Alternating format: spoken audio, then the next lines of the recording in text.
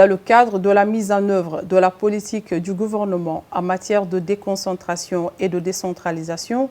le ministère de l'Administration du Territoire et de la Décentralisation entend mener une vaste campagne d'actualisation des plans de développement local des 362 communes et l'élaboration des plans de développement territorial des 33 préfectures. En prélude à ces initiatives, le ministère de l'Administration du Territoire et de la Décentralisation a entamé un processus d'échange et de partage avec l'ensemble des acteurs intervenants dans le développement local. Au regard du rôle important que jouent les ressortissants dans l'animation de la vie socio-économique et leur contribution significative dans la réalisation des infrastructures de base, le ministère de l'Administration du Territoire et de la Décentralisation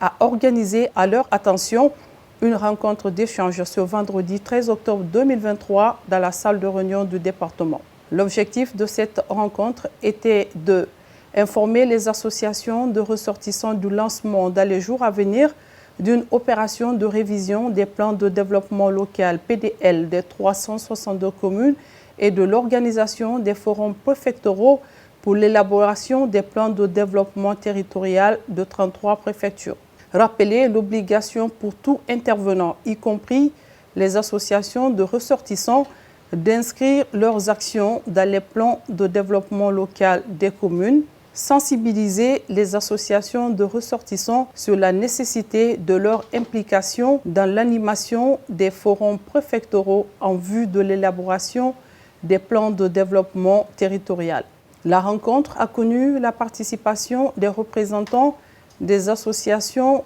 des 33 préfectures du pays à raison d'un représentant par préfecture. Monsieur le représentant des ressortissants de Zérékoré, porte-parole de circonstances, a exprimé au nom des participants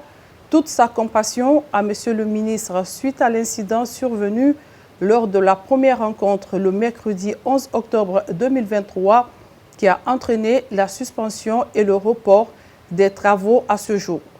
Il a également salué l'initiative de la rencontre et la volonté de s'impliquer dans le processus de planification à la base et marqué leur totale adhésion. Monsieur le ministre de l'Administration du Territoire et de la Décentralisation a fait un rappel sur le processus de décentralisation et de déconcentration en Guinée. Il a précisé que le plan de développement local reste et demeure l'unique instrument de référence pour toute action dans une commune. Il a établi un parallèle entre la déconcentration et la décentralisation. Si le premier consiste à déléguer certaines responsabilités et fonctions administratives de l'État central à ses représentants nommés à la base, le second consiste à transférer des compétences et des moyens aux collectivités locales qui s'administrent librement par des conseils élus à cet effet. Monsieur le ministre a saisi l'occasion pour expliquer aux participants les dispositions du Code révisé des collectivités locales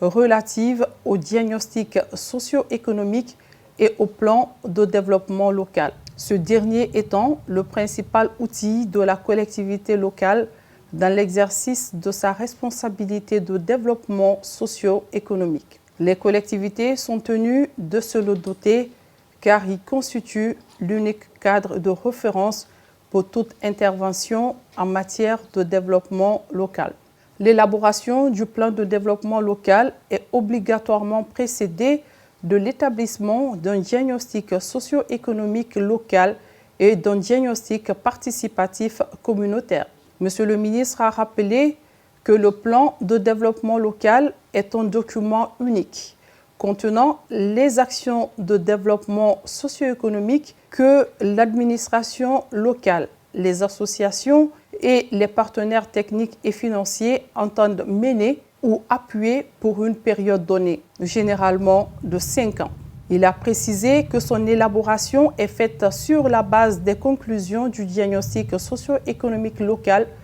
posant la problématique du développement par secteur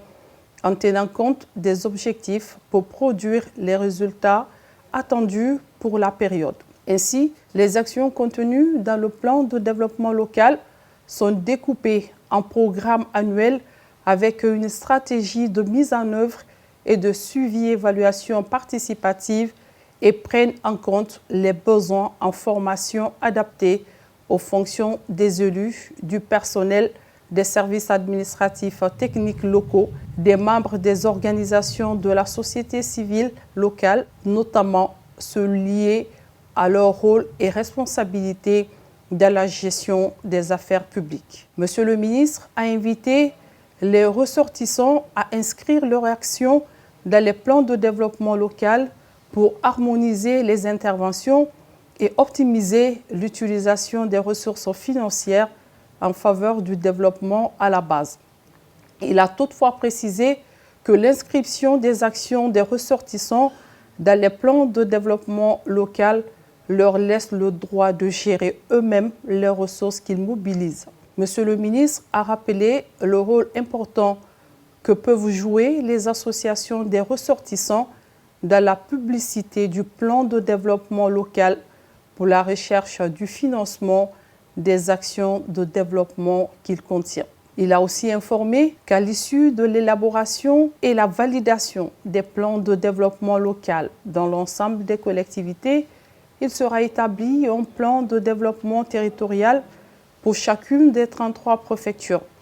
Ces plans de développement territorial seront l'agrégation des contenus de l'ensemble des plans de développement local des communes du ressort de la préfecture et des actions macro de développement devant être portées et financées par l'administration déconcentrée. Ces plans de développement territorial mettront l'accent sur l'amélioration de la qualité de fourniture des services sociaux de base. Ainsi, pour leur élaboration, des réflexions pluri-acteurs seront menées en vue d'un diagnostic participatif pour une meilleure priorisation des actions de développement territorial. Ce diagnostic sera le fruit d'une large concertation entre les services déconcentrés de l'État, les collectivités locales, les partenaires techniques et financiers, les organisations de la société civile, les associations de ressortissants et le secteur privé au niveau préfectoral. Les forums préfectoraux de développement permettront aux acteurs de faire valoir leurs idées, besoins et projets au bénéfice des populations.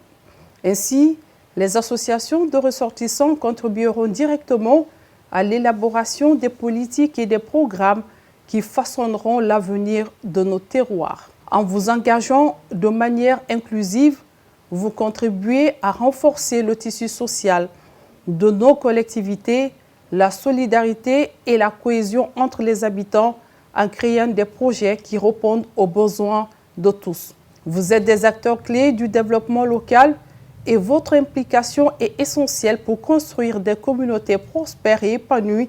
dira Monsieur le ministre. Pour finir, Monsieur le ministre a invité les associations de ressortissants à élargir cette dynamique aux autres associations de ressortissants existant à l'intérieur et à l'extérieur du pays, à saisir cette opportunité d'engagement participatif pour qu'ensemble, nous puissions faire la différence et créer un environnement propice et une bonne planification au développement harmonieux de nos localités. À l'issue de la communication de Monsieur le ministre, l'opportunité a été donnée à l'ensemble des participants d'exprimer leurs préoccupations,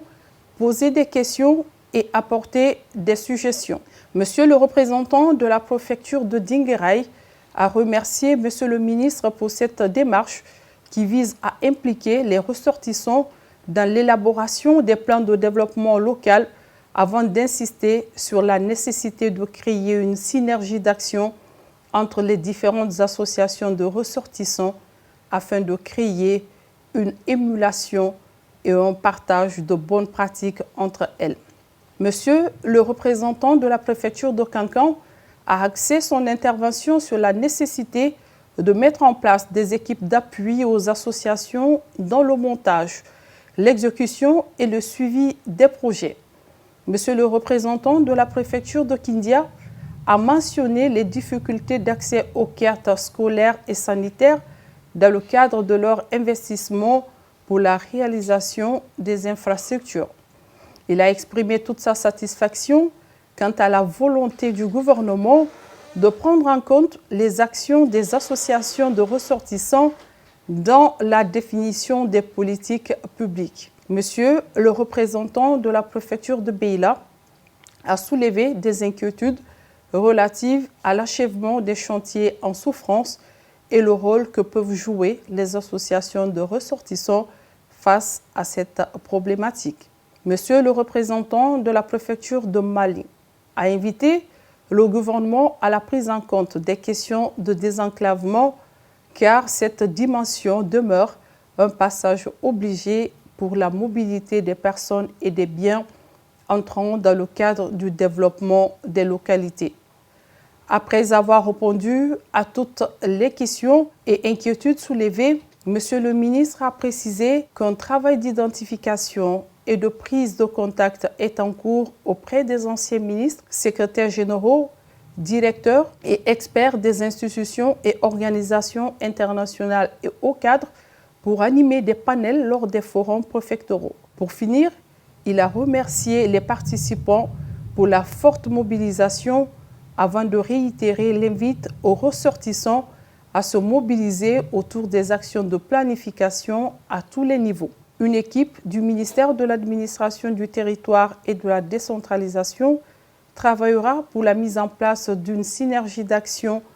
entre les associations de ressortissants. La cellule de communication du ministère de l'Administration du Territoire et de la Décentralisation.